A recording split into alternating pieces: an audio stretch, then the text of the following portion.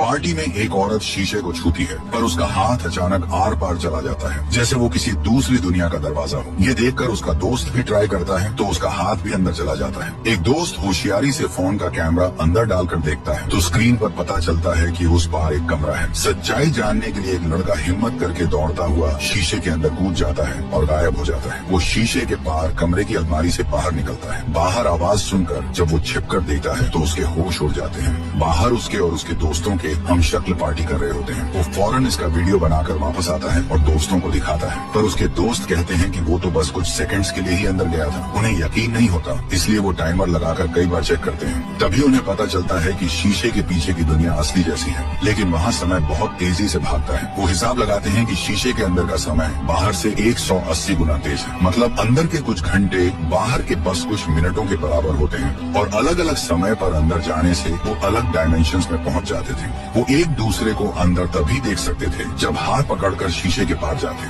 उनका जीनियस दोस्त समझाता है कि हर बार अंदर जाने पर वो एक नए दुनिया में पहुंचते हैं, जिससे हर बार नई टाइमलाइन बनती है। उन्हें ये भी पता चलता है कि शीशे को सीधा खड़ा करने से दरवाजा बंद हो जाता है। इस जानकारी के साथ उन्हें रातों रात अमीर बनने का आइडिया आता है। वो शीशे की दुनिया में जाकर पर्स चुराते हैं और क्रेडिट कार्ड से महंगी घड़ियां और हीरे जैसी लग्जरी चीजें खरीदते हैं और सारा सामान असली दुनिया में ले आते हैं। कुछ ही दिनों में ये लोग करोड़पति बन जाते हैं और शानदार लाइफस्टाइल जीने लगते हैं, जिसका उन्होंने सिर्फ सपना देखा था। पर वो नहीं जानते थे कि शीशे की दुनिया का दरवाजा खोलने के साथ उन्होंने अनजाने में खतरों का दरवाजा भी खोल दिया था। ये बंदा दुनिया का सबसे बड़ा स्नाइपर है। इसने अभी अभी देश के प्रेसिडेंट को टपका दिया था। इस कांड ने तो सबको हिलाकर रख दिया था। पुलिस ने फौरन सारे ट्रांसपोर्ट सेंटर्स बंद कर दिए। उन्होंने डेविड की कार की एक एक चीज छान मारी, पर उन्हें कुछ भी अटपटा नहीं मिला। वो आराम से चेक पॉइंट से निकल गया। बाद में जब पता चला कि निशाना 3815 मीटर की दूरी से लगाया गया था, तो लेडी एजेंट को ये आंकड़ा बिल्कुल फर्जी लगा। डेविड ने न सिर्फ निशाना एकदम सटीक मारा था, बल्कि हथियार भी साथ ले गया था। मौके पर कोई सुराग नहीं छूटा था। आर्मी ने तुरंत एक हाई लेवल जांच टीम बना दी। उन्होंने डेविड को पकड़ने में कोई कसर नहीं छोड़ने का फैसला किया। लेकिन तब तक डेविड पेरिस पहुंच चुका था, एकदम साधारण से इंटरनेट कैफे में। उसने एक USB ड्राइव लगाई, अपने बिचौली से कांटेक्ट किया। वो आखिरी पेमेंट का इंतजार कर रहा था। उसी वक्त एक नए क्लाइंट ने उसे मैसेज किया। उसने बताया कि वो उसकी काबिलियत से बहुत खुश है। वो उसे एक बढ़िया मिशन देने वाली थी, पर कहा कि उसे मिलना ही पड़ेगा। डेविड दुनिया का बेस्ट स्नाइपर था। वो इतनी आसानी से अपनी शक्ल नहीं दिखा सकता था, इसलिए उसने मना कर दिया। पर उसने कहा कि इस मिशन का इनाम $10 मिलियन है। इसके अलावा एक्स्ट्रा बोनस भी थे। डेविड ने उसे बताया कि मीटिंग की फीस $1 मिलियन है। उसने बिना सोचे पैसे दे दिए। आखिरकार डेविड ने उससे मिलने का फैसला किया। जाते वक्त उसने सब कुछ साफ कर दिया। उसने कोई निशानी नहीं छोड़ी। अगले दिन वो तयशुदा जगह पर पहुंच गया। उसने उसे दूरबीन से काफी दूर से देखा। वो उनकी तय लोकेशन की तरफ बढ़ रही थी। डेविड चुपचाप उसके पीछे पीछे गया। ये उसकी आदत थी। औरों को अपना चेहरा साफ मत दिखाओ, यही उसका उसूल था। डेविड ने $10 मिलियन की अंदाजन कीमत बताई थी। इसे 10 से गुणा करो, और वो बातचीत शुरू करने वाला था। खैर, वो बिना कुछ कहे मुड़ा और चला गया। तभी उसे उसका जिगरी दोस्त नॉर्मन मिल गया। नॉर्मन हथियारों का एक्सपर्ट था। डेविड ने कहा कि उसे एक प्लास्टिक स्नाइपर राइफल चाहिए, इससे मेटल डिटेक्टर उसे पकड़ नहीं पाएगा। नॉर्मन ने कहा कि बाकी पार्ट्स में प्लास्टिक यूज हो सकता था, बैरल यकीनन प्लास्टिक का नहीं बन सकता था, पर वो एक हल्के मिश्र धातु का बैरल बना सकता था। इस टाइप के बैरल से आमतौर पर कम से कम 7 गोलियां दागी जा सकती थी। टाइम कम था। उन्होंने फौरन काम शुरू किया। नॉर्मन ने 7 घंटे जी तोड़ मेहनत की, प्रोग्राम लिखे और पार्ट्स प्रिंट किए, फिर 5 घंटे और फाइनल एडजस्टमेंट में लगाए। रात भर काम करने के बाद नॉर्मन ने कामयाबी से एक प्लास्टिक स्नाइपर राइफल बना ली। अगले दिन बदकिस्मती से नॉर्मन को उस लेडी एजेंट ने पकड़ लिया। वो नॉर्मन के जरिए डेविड की लोकेशन पता लगाना चाहते थे। अहम वक्त में डेविड के पास नॉर्मन को खत्म करने के अलावा कोई चारा नहीं था। बाकी की जिंदगी जेल में ये लास्ट ऑप्शन था।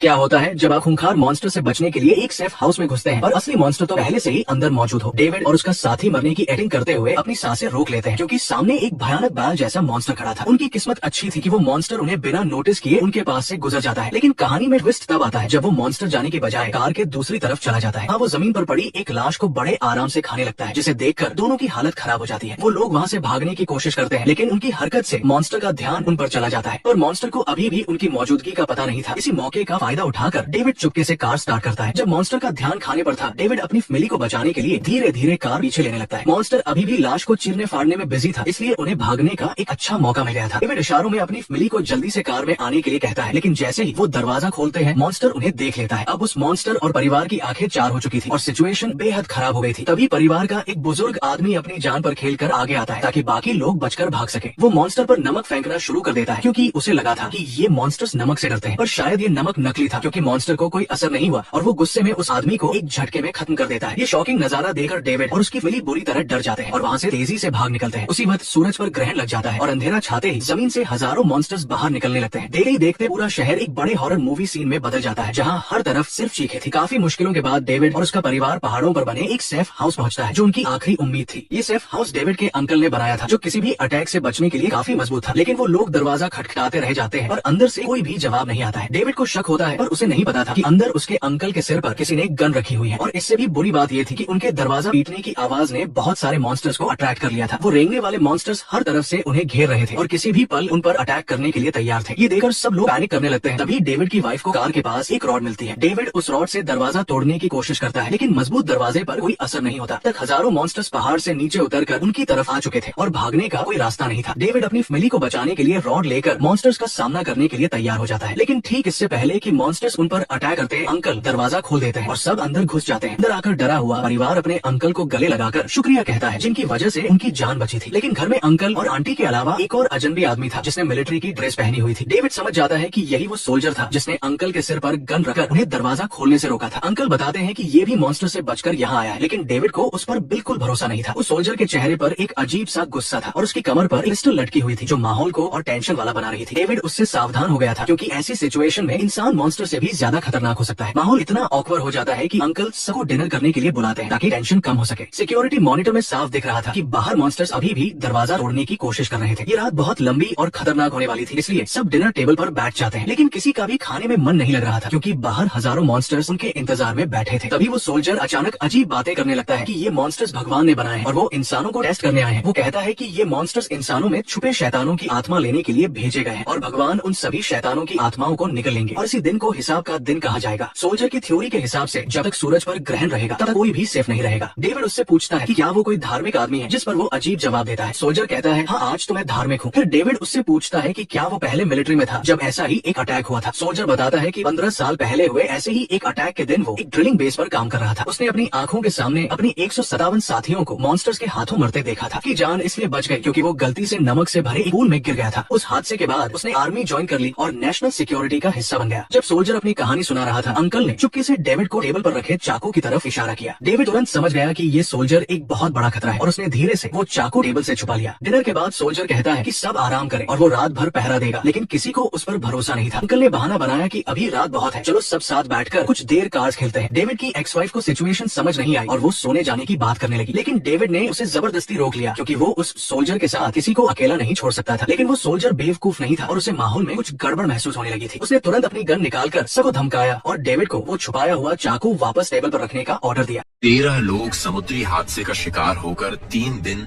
और 3 रातों तक समुद्र में फंसे रहे। इस दौरान उनमें से एक व्यक्ति रात में बाकी साथियों से बिछड़ गया। जब सब लोग निराशा में डूबे थे तभी अचानक उन्होंने सामने एक द्वीप देखा। यह देखकर सबकी आंखों में उम्मीद की किरण जग गई। वे अपनी अंतिम शक्ति लगाकर किनारे पर पहुंच गए। सब लोग खुशी मना ही रहे थे कि अचानक द्वीप से अजीब सी डरावनी चीख सुनाई दी। सभी डर से सहम गए। तभी वह मोटा साथी आ गया जो पहले उनसे बिछड़ गया था। असल में उसी ने सबसे पहले इस द्वीप को खोज लिया था और यह आवाज भी उसी की शरारत थी। कुछ देर आराम करने के बाद सभी ने द्वीप की खोज करने का निश्चय किया। वे खुशकिस्मत थे क्योंकि उन्हें पर्याप्त पानी और ढेर सारी मछलियां मिल गईं। समुद्र में कई दिनों तक मौत से जूझने के बाद अब वे पेट भरकर खा सकते थे। खाना खाने के बाद सभी ने समुद्र तट पर आग जलाई ताकि कोई जहाज उन्हें देख सके, लेकिन मैट जानता था कि यह व्यर्थ है क्योंकि यह द्वीप जहाजों के रास्ते पर नहीं था। अगले दिन तेज बारिश ने सभी को भीगा दिया। एक ने बादलों को को देखकर अनुमान लगाया कि बारिश पूरे दिन चलेगी। मैट ने सबको आश्रय ढूंढने की सलाह दी। सब उसकी बात मानकर सभी जंगल में गए और आश्चर्यजनक रूप से उन्हें एक पुरानी हवेली मिल गई। हालांकि वह जर्जर थी पर कम से कम बारिश से बचने का ठिकाना थी। घर के अंदर सबने काम की चीजें ढूंढना शुरू किया। मारी को अलमारी में बहुत सारे डिब्बाबंद खाना मिला। वे खाने ही वाले थे कि मैट ने रोका,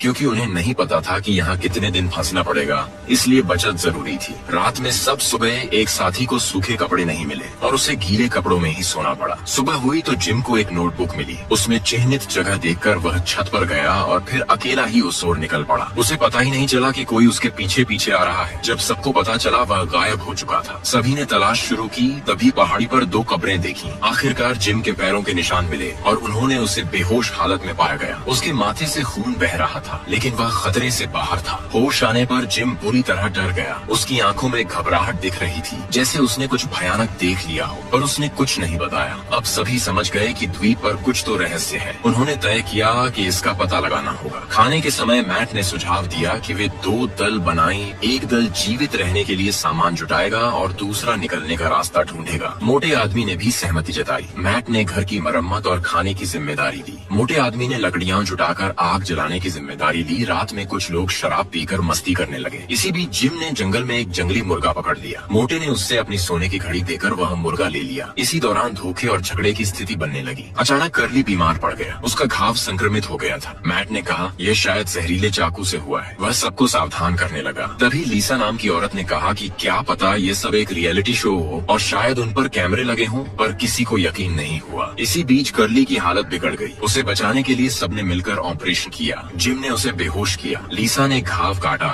आखिरकार उसकी जान बच गई। लेकिन अब सवाल यह था कि क्या सचमुच यह सिर्फ एक शो था या फिर इस रहस्यमयी द्वीप